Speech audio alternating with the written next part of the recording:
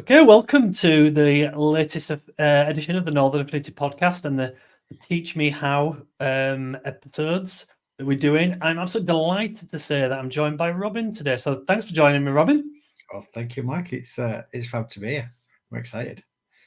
And I'm really interested in where this conversation is going to go, actually. And we're going to talk all about change, basically, and making it happen is the general theme. But I'm sure, like a lot of these podcasts, will go off at all sorts of different areas, and we'll kind of just see how it goes. But I think really importantly to kind of start the conversation, would be just love to know a little bit more about you and what you do, Robin, and then that can kind of start our conversation. So floor open to you. Tell us a bit about you, and we'll go from there. Okay. I'll tell you at a high level what I do, and then how I got there, and then see where that sort of takes us. So above all, I do change work. So I help people make change. So change for themselves and change for other things outside of themselves as well. Broadly speaking, it has three flavors. It's internal work, so emotional intelligence, mindset, work like that. And then there is executive coaching, so senior leaders or business owners, helping them make change for themselves or how they engage with their business. So their communication styles, their leadership styles, how they handle stress and conflict, how they make decisions, things like that. And then the other aspect is more of a done for you. So I sort of trained as a management consultant. So sometimes I can actually do the change for people as well.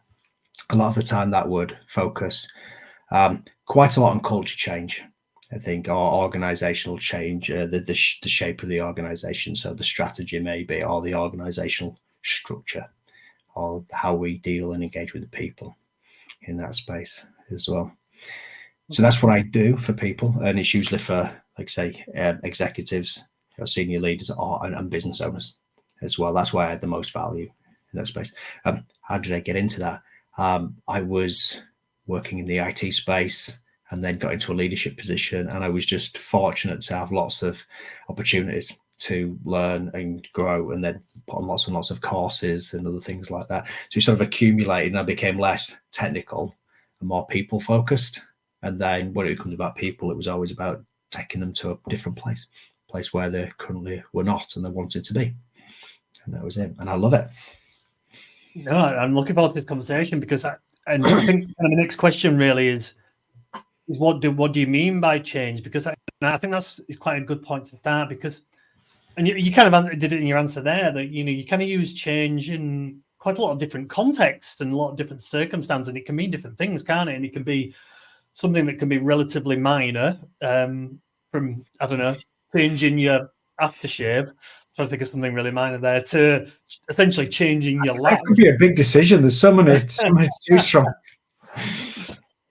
Yeah. Okay. So, right, the way that I think about change is that there is sort of the content of change, and then there's the structure of change. So there might be many different elements of content that you might want to change, but the structure is broadly the same, which is you're currently in a situation, circumstances, a place where you are, but you don't want what you currently have. You want a different answer. And sometimes you know what that answer is, and sometimes you don't, and we need to work that out first. But ultimately, it's you are in a situation, a circumstance, or something like that, and you want it to be different. And it's how we go from that point A to that point B, ultimately. And it's what I do mostly is facilitate and guide that change. And it starts very clearly with, well, let's get clear on what we do want and what we want to create. And then from there, we create a strategy. So what makes the most sense and how to get there. And then I bring in other component parts of it. So sometimes talking about identity, so who you need to be as an individual, or who you need to become, or how you're currently experiencing yourself around that. Then we talk about mindset and emotional intelligence. We talk about habits, systems, routines that you sort of need to create in there. We talk about the skills you might need to develop. We then talk about the things which are in the way. It's what I call subtraction. So it's like a subtractive psychology approach, which is moving everything else, which gets in the way, which a lot of the time is things like limiting self-beliefs and ideas about yourself. It could be comparisons that you're making. It could be people, places, things. It could be anything really, which is getting in the way of change. And I find that a much more effective way. So it's not always adding in new stuff. I sort of work on the basis that we've got so many resources already internally. We just need to subtract what gets in the way of us making the change happen. Do you find in what you do that a lot of people are in a position they know they need something, but they don't kind of know they need change, if that makes sense? They don't know what help they need. So to kind of do that can almost be the first step for them. It's a bit like that, what's the first kind of way of identifying your issue is understanding what your issue is. Does that make sense? Yeah, it does. And I'd say a lot of the time that's 80% of the work. And one of the things that I do often that I believe really helps my clients is simplify the complexity that the client sort of lives in. So there's sort of they might have lots of competing ideas, lots of things sort of competing for airtime inside the mind, and they're not quite sure exactly what it is that they want to create. They're not quite sure how to navigate it all. It can feel very overwhelming. And to some extent, you can end up being sort of paralyzed by all of that. So one of the first things I do is once I sort of listen is play it back and really simplify it in the most succinct way to bring clarity. That's what I call it, sort of clarity to the person first. Because once you've got that point of clarity, everything else seems so much easier. And oftentimes, just in the onboarding conversation, when I'm trying to work out what it is that the client really wants help with, as we get towards the end, I can play it back, and it can be so succinct and simple and clarifying for them. Is that sometimes like, I think I'm okay for now. Actually, now I've got that point of clarity, I think I can do a couple more steps on my own. And that happens sometimes, and then they come back when they've sort of got 3 or 4 steps in, and then they're sort of like, okay, I'm stalled again. What can we do next? Funny enough, that was kind of going to be my next question. Almost I imagine you get people who say, I kind of, some people don't know what they need changing, but also people kind of the opposite of that is, I need to change. It might be my work life. Should we use that as an example? Do you often find that once you kind of drill down into it and ask those questions, it's actually something else? It's not what they think the issue is? Yeah, that happens quite a lot, really. So one of the things that I'm always interested in, I sort of ask, sort of like, change for what purpose? For what purpose are you wanting this? What's on the other side of it for you? Now, there's different answers depending if you're in a sort of like, if you're talking about yourself and personal things, or you're talking about your business. But ultimately, I think almost always it's because people want to feel different. Ultimately, everybody is looking for a feeling. If I was to ask you or anybody else that was listening, what do you want most in your life? What are you after most? Most people would say to be happy. Now, those that say something else, when you ask them, well, what will that get you? We usually get to, well, it'll just make me happy. So ultimately, we're looking for an experience and a feeling of being sort of happy.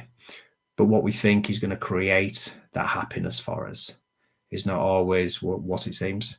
And part of my role, especially when we're doing deeper inner work, is to sort of help them realize, like, how their happiness and experience is being created.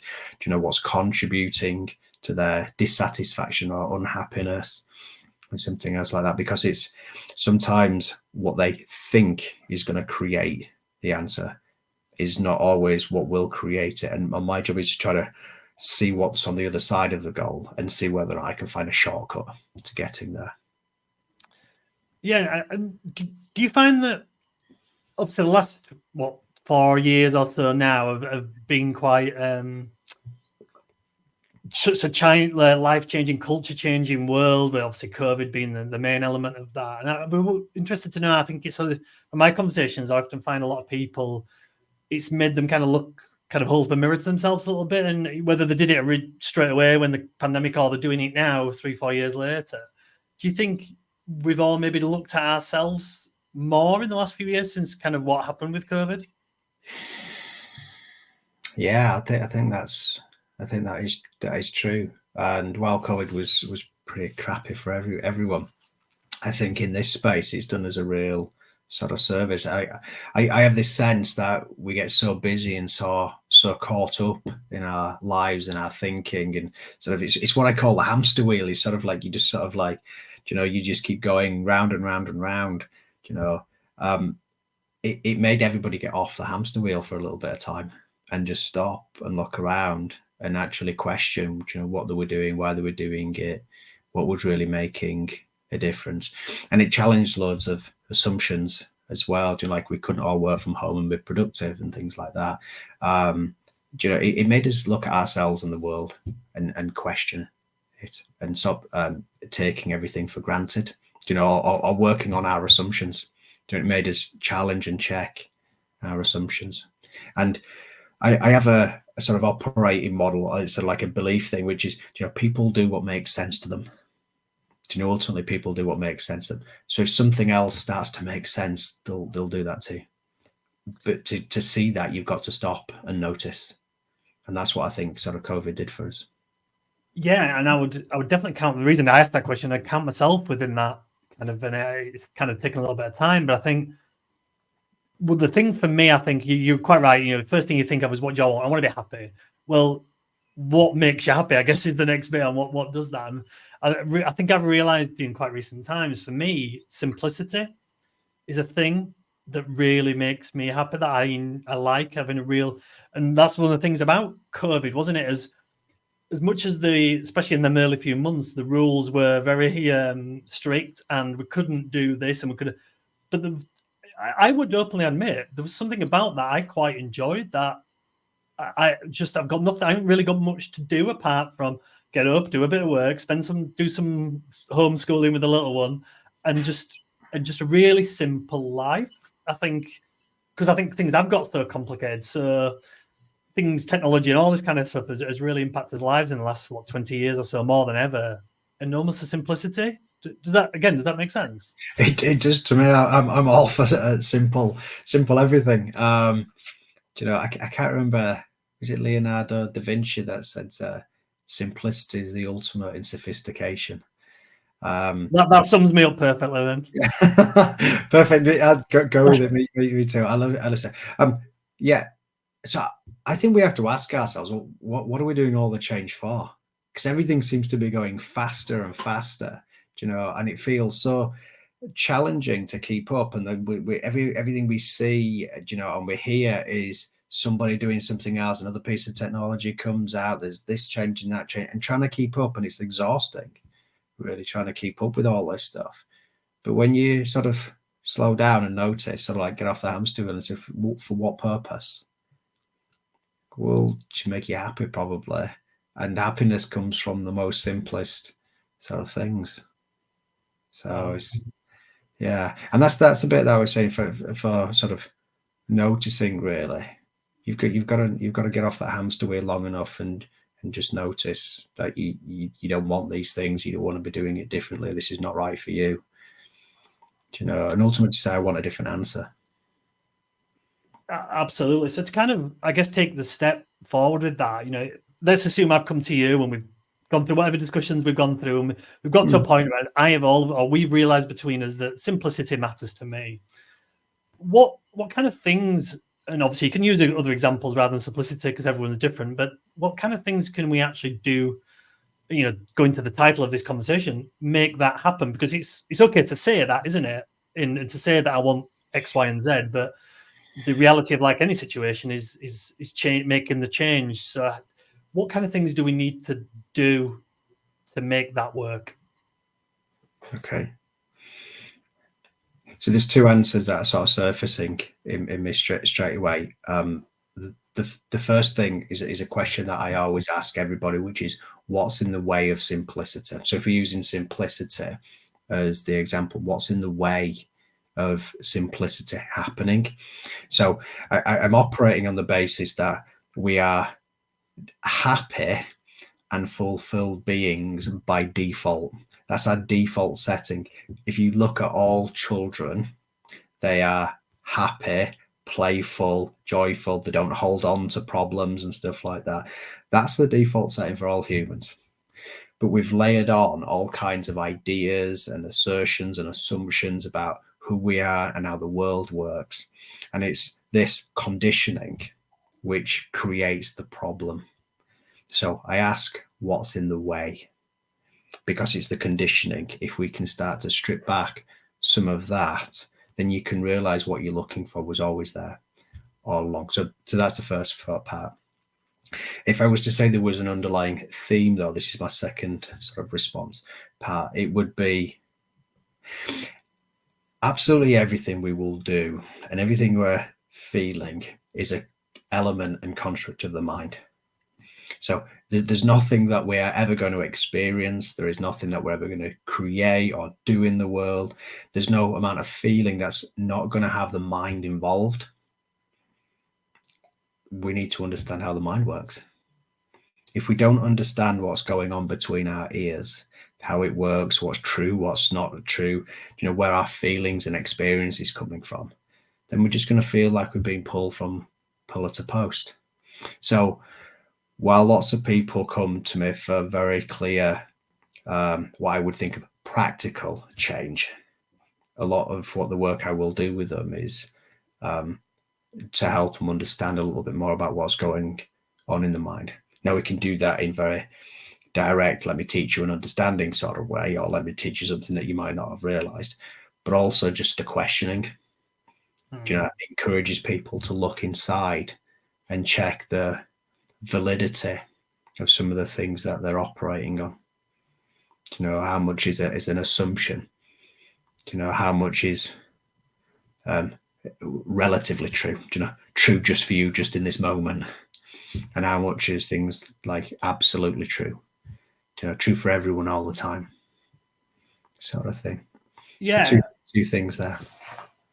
So I was thinking when you were talking then about the type of things that maybe stop us changing, and obviously feel free to add some of them yourself. My kind of gut feeling is, and again going a little bit on my personal circumstances, is that a lot of it is maybe going against, what should we say, social norms. So, for example, we all think that we want a better job, a better car, a better house, live in a better location, whatever it might be. Those are the things that we want, and I know they're things rather than feelings, but that's always a thing we should be striving for. That's society tells us, and that's the way kind of the education system goes. Is there a thing for people in terms of getting to that point of being happy, going back to that actually accepting that that's not the thing that matters to you? Is that something you see quite commonly in people? That's usually what happens as the end result of working with me, more than anything, on the basis of being able to show people how their mind works in a different way. So I guess there's two things at play. Going against societal norms in the past was probably not a good idea. You'd get kicked out of the tribe, the clan, whatever, and surviving on your own would be hard work. Probably not a good idea to not conform, but that's not the world that we live in. But we have been conditioned, and our parents are conditioned and their parents are conditioned, and we get societal conditioning and national conditioning and things like that in our culture that conditions us to think a certain set of ways. Also, we get confused between, and this is a mind thing, between what correlates in our experience and what causes certain things. So it's the equivalent of an assumption. So we assume certain things. So for instance, I had a wonderful croissant this morning for breakfast with a beautiful coffee. That made me happy. So that's that's what it looks like. But there's actually a deeper thing that's going on with the mind, which actually shows you that's not what actually created the happiness. It was something else, but we just get confused between correlation and causation. And that's what most of us are operating on. We are assuming what got us to this point is what's going to get us to another point. So we perpetuate ways of sort of being and doing things in the world, hoping to get more and more of the same. And you can see the extreme circumstances when people have got all the stuff of success, all the artifacts of success, all the, you know, the house, the car, the big watch, the fine shoes and clothes and all those sorts of things, yet they're still not happy. Yet if you ask yourself a very simple question, if stuff made you happy, why wouldn't you be happy when you got your first stuff? So just by using logic alone, you have to appreciate there's got to be something else going on, and that's in the mind. Absolutely, and it's the thing, isn't it? We often see that with people who've achieved everything. It might be in sport or music or arts or whatever, and they've earned loads of money and they've got the big house, and then we hear some really sad stories about those areas, and I think a lot of people struggle to understand that because they think that's probably what they want. But I think my experience, and I don't know if this is a thing as you get older, that you get to that one thing and then it's almost like forgotten, and then the next thing, and you can never get. It's this thing we all go for, but you can never actually get there. There's never like an end point, which is fine for a while because if it drives your motivation and things like that, but it probably gets to a point of not understanding that when you've achieved loads, but you still not achieved everything. Yeah, what did you say? It's from a psychology perspective, it is called hedonic adaptation. So you sort of adapt to the current situation, circumstances, the thing, and then it sort of dissipates, and that's what keeps us sort of like on the hamster wheel. We're just assuming, oh, this was not the thing, this was not the thing. So we keep looking for the bigger, better, finer, more interesting, more exciting. We're always sort of looking for another experience, another substance, another relationship, as something to sort of create that thing. But the truth of all of this, though, is that happiness is more innate than people realize. So it's more of a default setting, but it's the it's what thinking and comparisons do. So when we're comparing ourselves, that creates you could almost call it like a tension or a stretching of us. And that creates the experience that we label as unhappy. And then when we get the thing, that comparison disappears. It sort of collapses in on itself, and then we feel happy. And then as a result, we conclude that what made us happy was getting the thing. But it was the absence of the comparison in this instance that left you back in your default state of being happy. Yeah, and it's interesting you use the word comparison because my mind straight away went to, and this is kind of going slightly off topic, but not so much, is social media. I think that obviously is what roughly over the last 20 years or so has kind of constantly shoving in comparisons down our throats that we maybe didn't have, and that's why we're always maybe looking for the thing. There's obviously a lot of, I've seen lots of things and read and heard things about platforms like Instagram, for example, and how young people have been affected by that because they see somebody else, going on bigger holidays or in nicer cars or in bigger houses or whatever it is, and they're always trying to achieve that, and that's caused them to be unhappy. Yeah, very, very much. I see that all the time. So by our very nature, the way that the mind works anyway, is just by its default to make sense of the world. You've sort of got to make a judgment. Oh, this is one of them. This is good. That's bad. That's safe. That's not safe. You've got to do some level of activity to keep yourself safe. But that activity in itself is part of judgments and comparisons and things like that. So you end up doing that by default. But then if you internalize it and make it mean something about you as a person, then that creates that feeling of being dissatisfied, not being good enough, unfulfilled. And the more you are aware of, and if you think about like social media, the more opportunity you've got to do that. So there's lots of times when I put people on social media fasts or news fasts to just stop doing that. Just like give it a few days. You know, once you get over the feeling of not knowing and that level of discomfort of not knowing and what's going on, you feel so much freer because you're not doing that comparison.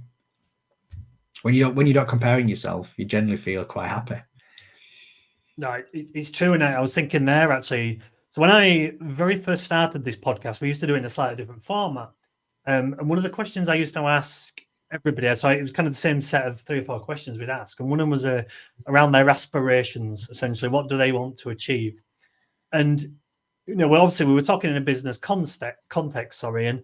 And most people, generically speaking, the answer was, I want to build my business. I want to grow it. I want to employ staff. I want to build it to, have the life that I want, except, that side, generally speaking, that was roughly what the answer was.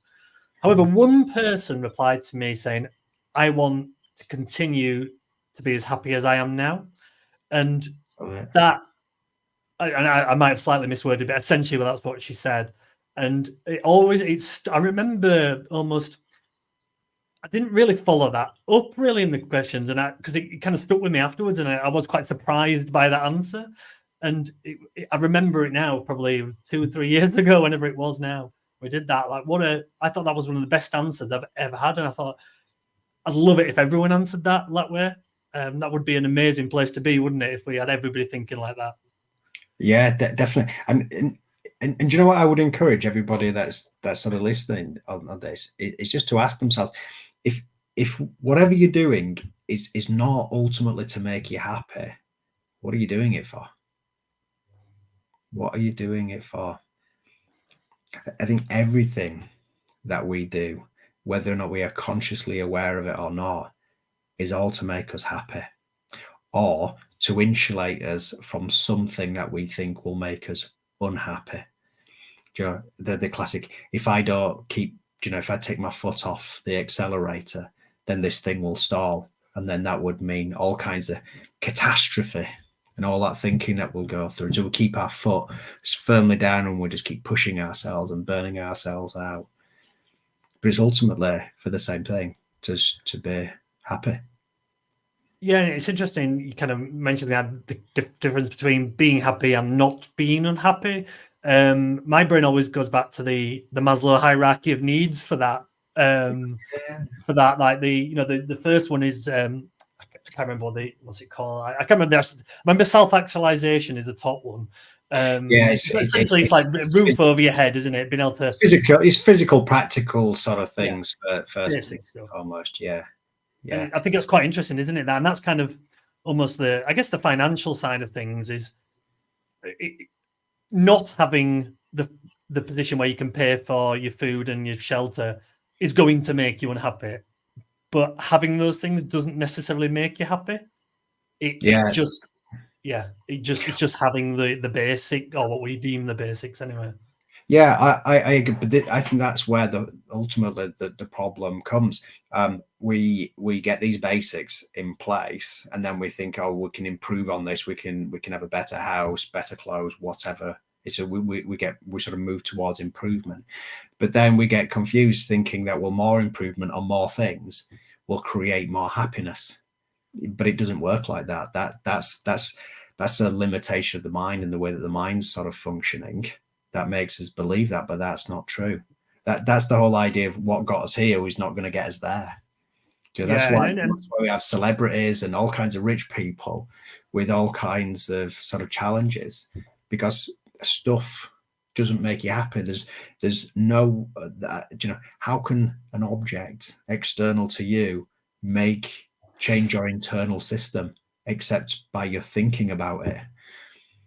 There is no way to you thinking about it that changes how you feel, not the object itself. Absolutely not. It's a really fascinating chat, this, Robin. And I guess one thing I'd really like to ask you about is around, so if someone's listening to this and kind of want to start that journey, I guess, of change, because I assume it is a journey. We can't just kind of snap our fingers and the change happen. What kind of things could someone listen to do this today do to help start that journey? You know, not complete it, not get to that ultimate utopian point, but just to start and make them first steps. So I think all change work should really start in the mind with that question. So what are you wanting? What are you doing all this for? And get very, very clear on that. And I would ask, are you working towards something, or are you working away from something? And getting very clear on that in your mind. And then ask yourself what assertions, and assumptions you're sort of making in there. And then from there, working with somebody that could really help you sort of explore the mind first, because ultimately it's, if you think about what lots of people are looking for, confidence. People often weigh, I'll do this when I'm more confident. I want to be more confident because of that. But confidence is just a perspective of the mind, really. It's almost, we are confident when we're not thinking unconfident thoughts. So it's the relationship that you have with the thinking that will create that leaves you realizing you're already confident to do all the work. So it's all in the mind. You're essentially saying confidence almost isn't a thing, but a lack of confidence is. Kind of. That's exactly what I'm saying. Yeah. This is why the mind is the most point. This is not to say we don't need or shouldn't change things external to ourselves, but changing things external to ourselves, expecting to feel something differently. If we're getting confused between correlation and causation, then we might change all kinds of stuff, invest lots of time and money and energy, and end up in the same space, because that's not the problem. The problem is inside us and the way that we see the world, we see ourselves and things like that. Yeah, so making a big change, essentially, like doing, so it might be your career or where you live or big things like that, are fine, but they need to be almost backed up by the other changes, the realization, because using probably a common example, I would imagine people listening to this is they've been in a corporate job or in an employed role, not being happy, and gone and start their own business because they want to be happy. Now, there might be a bit of a short-term happiness element of that's fine, but they don't back it up by other changes, it is only going to be short-term. Again, does that make sense? Yeah, it is. So the way that I think about this is sort of asking yourself, what's the motivation for wanting to change? And I have a way of thinking about, which is this idea of a toxic goal. So a toxic goal is, I'll be happy when, sort of, if only this, and this feeling that you should, or you have to, or you must do these things. And this is coming from a much more egoic state. It's the ego construct, that part of us, which is the story we tell ourselves about ourselves, saying that we need to do this, if not we won't be who we think we are or who we want to be, or something like that. It's what I think of as just nonsense. But then there's an authentic desire, which is the other side of this, which is something that you feel compelled to do, but it's not to show off to yourself or anybody else. It feels like you want to do this for a different reason, and that can be quite difficult to articulate. But if you can just look inside you for a little while, you can see the difference. It's a little bit like artwork. Art is often for its own sake. You want to create something or do something almost for its own sake. It's got nothing to do with, social stratification or anything else like that. It's coming from a different place. No, that makes sense, Robin. I think we could go on this subject forever, but